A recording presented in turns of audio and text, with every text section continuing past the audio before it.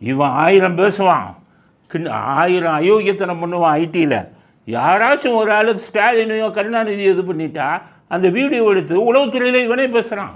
ID team தலைவரான், ID டீமுக்கு ஒரு செயலாளர் அவன் பேசுகிறான். உளவுத்துறையிட்டு சொல்கிறான் அவனை கைது பண்ணுங்கிறான். உங்கள் ஆட்சி எவ்வளோ நாளைக்கு இருக்கும்? இதே இது உங்கள் ஆட்சி போச்சுன்னா உங்கள் பக்கம் திரும்புமா இல்லையா?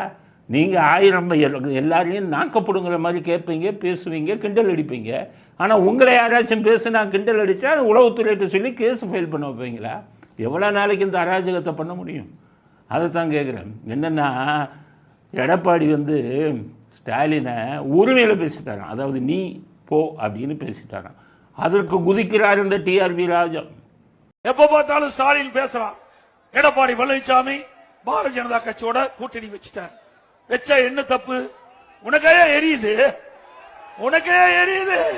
அவன் திமுக ஐடி டீம்ல இருந்த மரியாதையாக பேசு, எங்கள் ஸ்டாலினை உரிமையில் பேசாதே அப்படின்னு போடுறான்.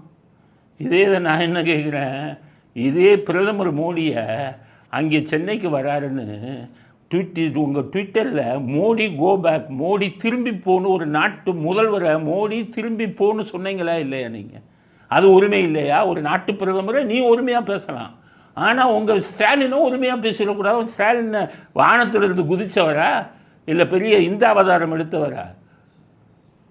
இதில் விஷ்ணு அவதாரத்தில் வந்தவரா உங்கள் ஸ்டாலின்? வாயை திறந்து பேசக்கூடாதா? உங்கள் ஸ்டாலின் இப்போ எடப்பாடியை பற்றி அவர் உரிமையில் பேசிட்டாருங்கிறீங்களே, அந்த எடப்பாடியை இதே ஸ்டாலின் பாதம் தாங்கி பழனிசாமின்னு கேவலமாக பேசுனீங்களா இல்லையா? உரிமையில் பேசுனது விட கேவலமான விஷயம்.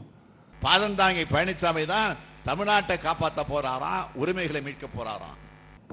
பழனிசாமிக்கும் அறிவில்லை அப்படின்னு எல்லாம் பேசியிருக்காரு. உங்கள் எடுத்து கொடுக்கவா வீடியோவை? உங்கள் ஸ்டாலின் மட்டும் பாதம் தாங்கினார், காலில் விழுந்தார், மூளை இல்லைன்னு பேசுவார். ஆனால் அவர் எடப்பாடி போவான்னு உரிமையில் பேசக்கூடாது. அவன் பெரிய அவதாரம் அவங்க.